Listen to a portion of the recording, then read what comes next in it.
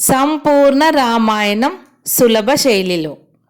కుంభకర్ణుడి మరణం. రావణుడు లంక చేరగానే కుంభకర్ణుడిని నిద్రలేపమని రాక్షసులకు ఆజ్ఞ ఇచ్చాడు. ఆ రాక్షసులు కుంభకర్ణుడు నిద్రిస్తోన్న భవనంలో ప్రవేశించి కాచిన నూనె దారలను కుంభకర్ణుడి చెవులలో పోశారు.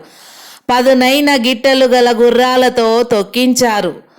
శూలాలతో పొడిచారు. గదలతో మోదారు. పెద్ద పెద్ద తుడుం కొమ్ములు తెచ్చి చెవుల దగ్గర పెట్టి ఊదారు. శరీరం మీదికి ఎక్కి గోళ్లతో కోరలతో శరీరాన్ని నొప్పించారు. కుంభకర్ణుడు ఆవులిస్తూ లేచి కూర్చున్నాడు. రాక్షసుల వెంట రావణుని వద్దకు వెళ్ళి ఎందుకు నిద్రలేపావు అని అడిగాడు కుంభకర్ణుడు. రావణుడు యుద్ధ ప్రమాదం వివరించి రాక్షసుల మరణ వార్తను తెలియజేసి, తమ్ముడా, నువ్వు వెళ్ళి ఆ రామలక్ష్మణులను వానరులను మృంగివెయ్యి అన్నాడు.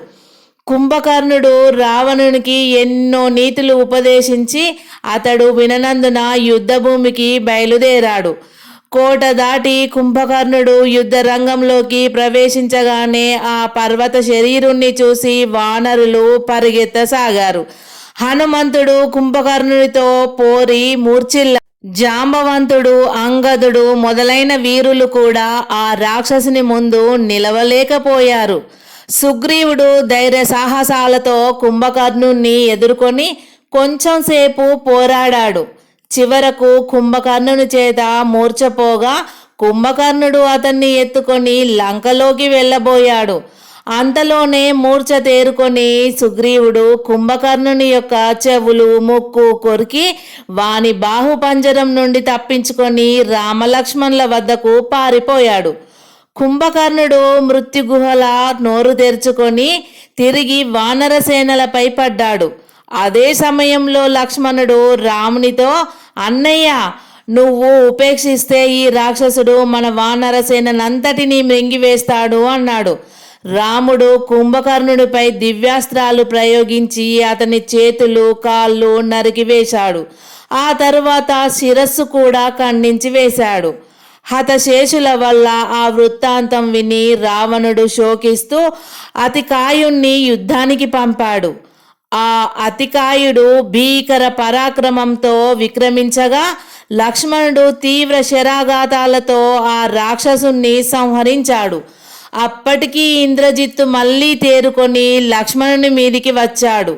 ఆ వీరులిద్దరూ పరస్పరం దివ్యాస్త్రాలతో పోరాడుతూ జగత్ సంక్షోభాన్ని కలిగించారు.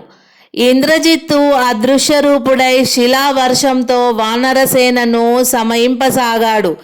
అప్పుడు విభీషణుడు రామునితో, ప్రభు, ఇంద్రజిత్తు గొప్ప మాయావి. వాడు శిలావర్షం కురిపిస్తూనే అదృశ్యుడై నికుంభలం అనే హోమం తలబెట్టాడు. నేను శాంభరీ విద్య మహిమతో ఆ విషయం తెలుసుకున్నాను. హనుమంతుణ్ణి తోడుగా చేసి లక్ష్మణుణ్ణి ఆ రాక్షసి మీదికి పంపు. నా శాంభరి విద్యా మహిమతో ఇంద్రజిత్తును బయల్పడ చేస్తాను. నికుంభిల పూర్తి అయితే ఇంద్రజిత్తును జయించడం మనకు సాధ్యం కాదు అని చెప్పాడు. రాముడు విభీషణుడు చెప్పినట్లు లక్ష్మణుణ్ణి ఇంద్రజిత్ మీదికి పంపాడు.